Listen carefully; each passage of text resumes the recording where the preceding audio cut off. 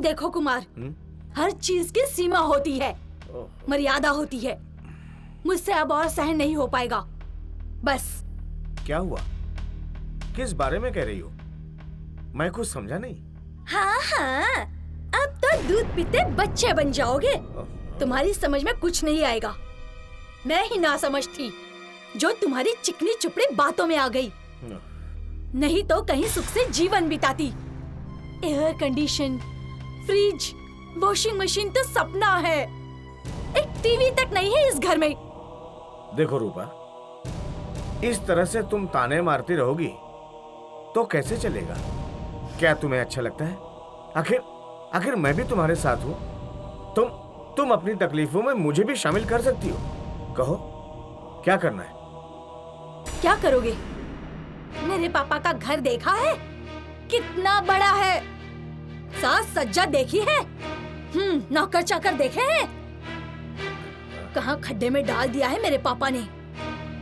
क्या देखकर तुम्हारे साथ बांध दिया मुझे। सारे दिन नौकरानी की तरह तुम्हारी और तुम्हारे बूढ़े माँ बाप की सेवा करती रहूं?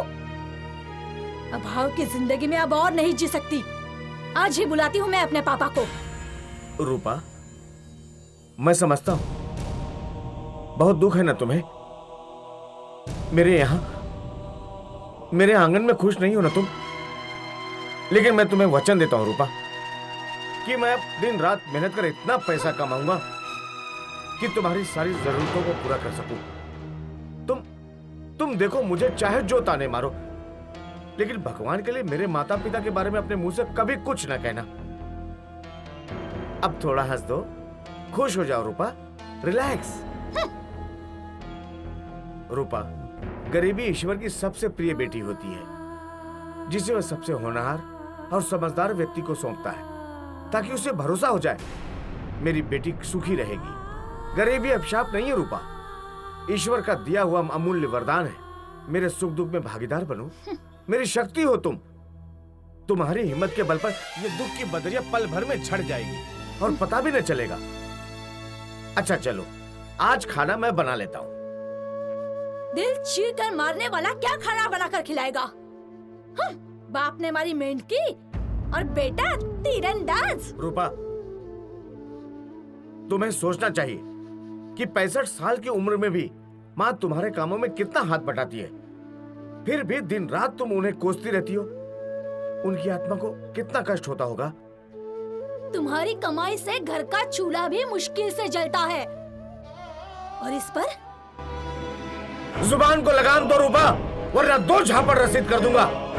हमेशा पीछे पड़ी रहती हूँ मेरे माता पिता के। तो संभालो अपने माँ बाप को और अपने घर को। तुम्हारे इन 2 कमरों के मकान में मैं खुश नहीं रह सकती। मैं जा रही हूँ हमेशा के लिए। रूपा, और मेरे पीछे दुम हिलाकर आने की जरूरत नहीं है। मैं तुम्हारी मोहताज नहीं, अपने पैरों पर खड़े रहने का सामर्थ्य है मुझ में। और तलाक लेने के लिए आखिरी मुलाकात कोर्ट में होगी। रूपा, क्या बकवास कर रही हो तुम? देखो, तलाक को जितना आसान समझ रही हो उतना है नहीं। आवेश में आकर गलत कदम उठा रही हो रूपा। मैं कहता हूँ बैठो, बैठो रूपा। आज तुम्हें फैसला करना ही होगा। फैसला? कैसा फैसला? इस घर में या तो मैं रहूंगी या फिर तुम्हारे माता पिता। और तुम रहोगी तो मेरे माता पिता? मेरे माता पिता कहाँ जाएंगे? उन्हें वृद्धाश्रम भेज दो। वृद्धाश्रम भेज दो? रूपा, शर्म नहीं आती तुम्हें ऐसी गिरी हुई बातें करते हुए? अरे वो मेरे जन्मदाता है, खून पसीने से सींचा उन्होंने मुझे, उंगली पकड़कर चलना सिखाया, और तुम कहती हो उन्हें वृद्धाश्रम भेज दो? मेरे रहते मेरे? ये नहीं हो सकता। अरे अरे कल उन्हें मेरे कंधे की जरूरत पड़ेगी तो? नहीं, ये नहीं हो सकता। मेरे रहते ऐसा नहीं हो सकता। तो ठीक है, मुझे जाने दो, मैं यहाँ नहीं रह सकती। नहीं रूपा, तुम भी कहीं नहीं जाओगी। देखो रूपा, इतना गुमान मत करो।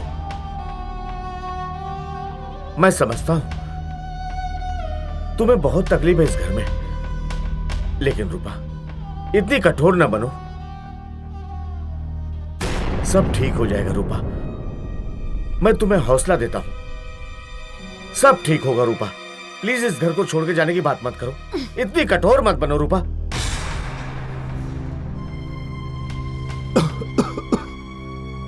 कुमार बेटे, हाँ? बहू ठीक कह रही है। अरे हम दोनों तो खुद ही कहना चाहते थे कि हम किसी वृद्धाश्रम में जाकर रहना चाहते हैं। वहां हमारी तरह न जाने कितने इंसान हैं और सब मिलजुल कर एक परिवार की तरह रहते हैं। और फिर वे भी तो इंसान ही है ना बेटा, हमें कोई तकलीफ नहीं। क्या कह रहे हैं बाबूजी आप? ऐसा कैसे हो सकता है? अरे वहां तो वही लोग रहते हैं जिनका कोई नहीं, या फिर वो लोग रहते हैं जिनके बेटे उन्हें छोड़कर विदेश में जा बसे हैं। वृद्धाश्रम में रहना तो उनकी मजबूरी है। आपकी क्या मजबूरी है बाबूजी? मेरे रहते हुए आप वृद्धाश्रम में जाके रहेंगे? वहाँ पर कर्मचारी रहते हैं जो ऐसे लोगों का पूरा ध्यान रखते हैं, और फिर वहाँ जो खर्चा होगा उसे हम ही तो चुकाएंगे। वहाँ आप लोगों को कोई तकलीफ न होने पाएगी। कभी कभी हम देखने भी आ जाया करेंगे। तुम ठीक कहती हो बहू। बाबूजी, आखिर वृद्धाश्रम में हम लोग नहीं रहेंगे तो क्या जवान और बच्चे रहेंगे? नहीं बहू, हम आज ही चले जाएंगे। बस बाबूजी, कुमार की माँ पड़ोसी की बीमार बहू को देखकर आ जाए तो हम चले जाएंगे। तुम चिंता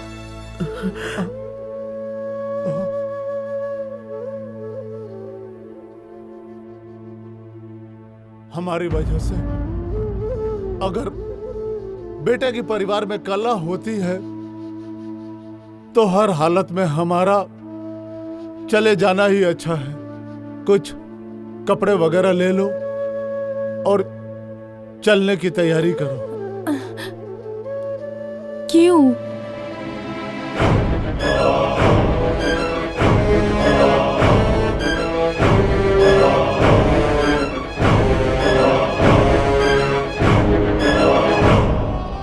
मैं हर हाल में, हर निर्णय में आपके साथ हूं और जीते जी रहूंगी।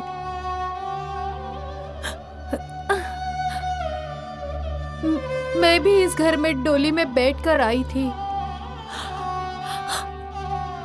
और अंत समय यहीं से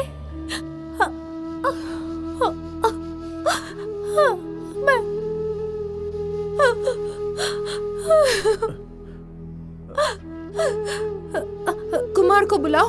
माँ। बेटा, तेरे पिताजी का निर्णय को अमान्य करना मेरा धर्म नहीं है। माँ, मैं क्या करूं? मैं तुमसे एक बात पूछती हूँ। ये वृद्धाश्रम तो अब खुले हैं, लेकिन जब तू पैदा हुआ था ना, तब ये वृद्धाश्रम नहीं थे, लेकिन अनाथ आश्रम तब भी थे।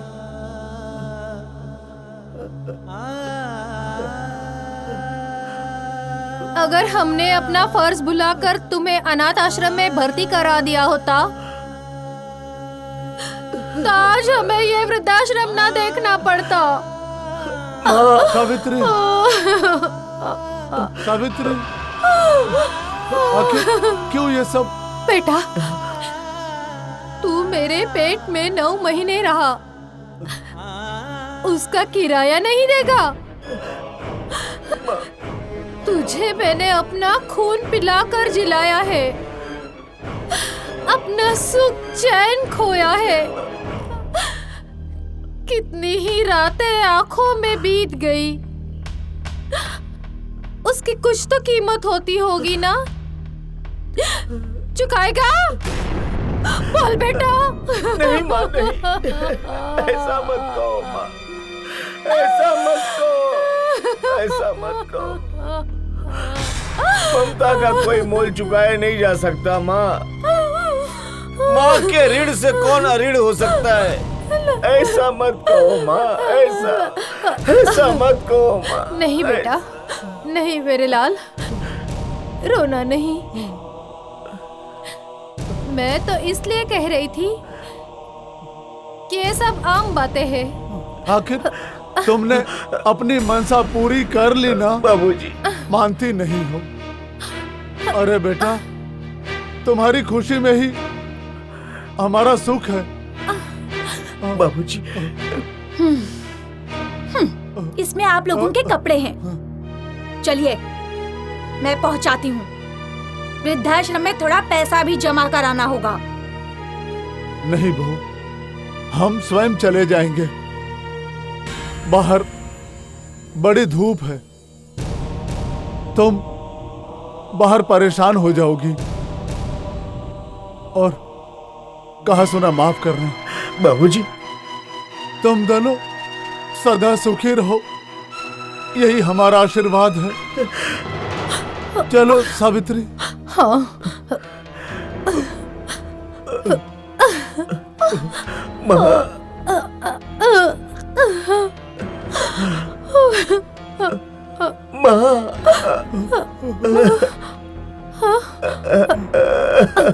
अरे तुम विमल बेटे अचानक हाँ माँ जी, बस यूं ही। आज छुट्टी थी, सोचा आपके दर्शन कर लें। लेकिन यहाँ का सारा नाटक देखकर हमें बड़ा दुख हुआ। हमने सब सुन लिया है। अम्मा और बाबूजी, अब आप हम लोगों के साथ रहोगे। हाँ माँ जी, हमने निश्चय कर लिया है कि हम आप लोगों की सेवा करेंगे। इसमें हमारा परम सौभाग्य होगा। हाँ, लेकिन भाभी ये मत भूलना, तुम्हारे घर भी कभी बहू आएगी, तुम भी सास बनोगी। एक दिन तुम्हें भी बूढ़ा होना है। अंजलि, क्यों बेचारी को? बस करो बच्चों, तुम्हारी पवित्र भावनाओं को जानकर मेरा हृदय गदगद हो गया। बेटे, मन में कुछ विचार न करना, लेकिन सामाजिक दृष्टि से हमारा तुम्हारे साथ रहना उचित नहीं है, क्योंकि बेटे कुमार की सामाजिक प्रतिष्ठा पर आंच आती है। इसलिए हमें वृद्धाश्रम ही जाने दो। लेकिन बाबूजी, क्या आप पर हमारा कोई अधिकार नहीं? अरे क्यों बेटी के जन्म पर लोग खुश नहीं होते? इसीलिए ना कि बेटा ही माँ बाप के बुढ़ापे का सहारा होता है। क्या यही सामाजिक दृष्टि है? हमारी श्रद्धा का कोई मोल नहीं, हमारी हार्दिक भावनाओं की कोई कीमत नहीं। अब तो हमारी पतझड़ की ऋतु करीब है, तो मैं उन रस्मों को तोड़ना नहीं चाहता हूं। अब सावित्री, तुम चाहो तो बच्चों बस। के यही कहने को रह गया था।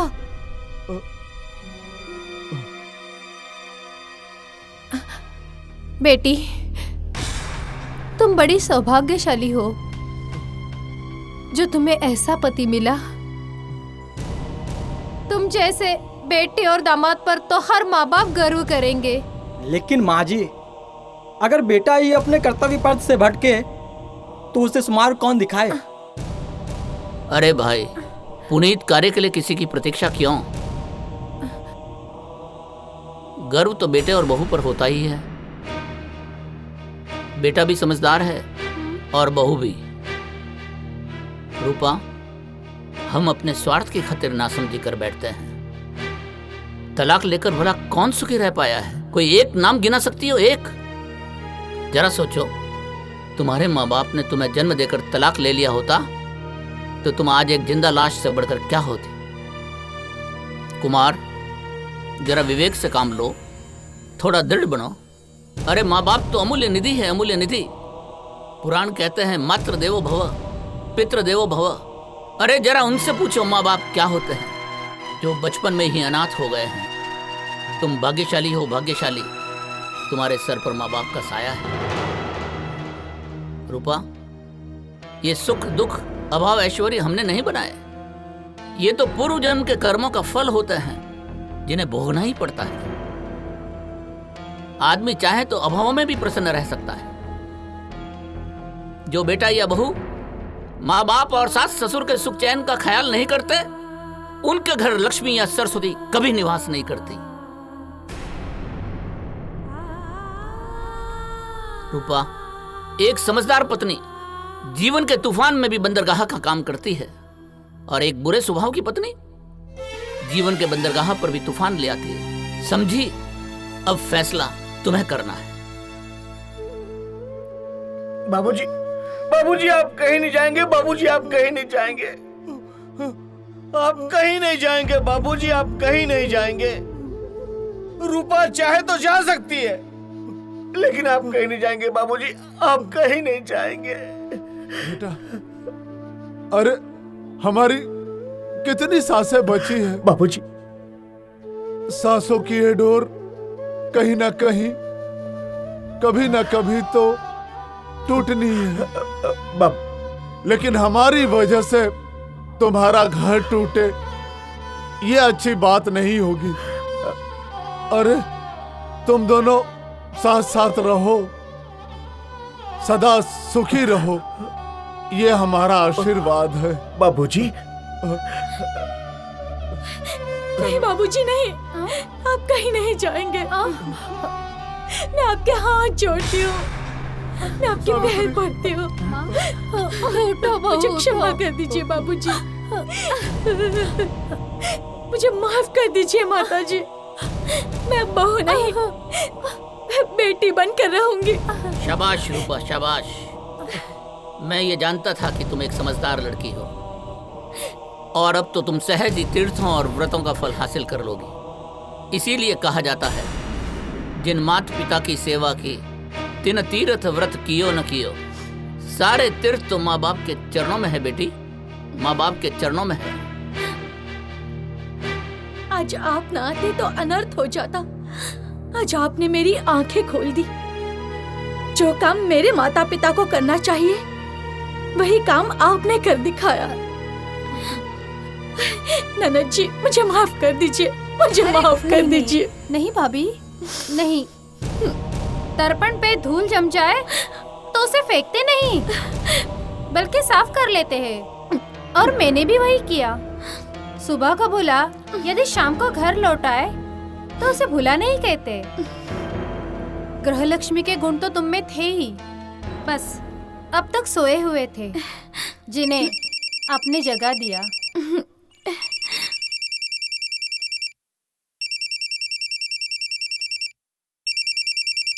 हाँ हेलो। हाँ माफ कीजिए, मैं अभी शंकर हॉल में हूँ एक प्रोग्राम में। अच्छा, बहुत जरूरी काम है, बस तो मैं अभी पहुँच रहा हूँ 5 मिनट में। Okay sir.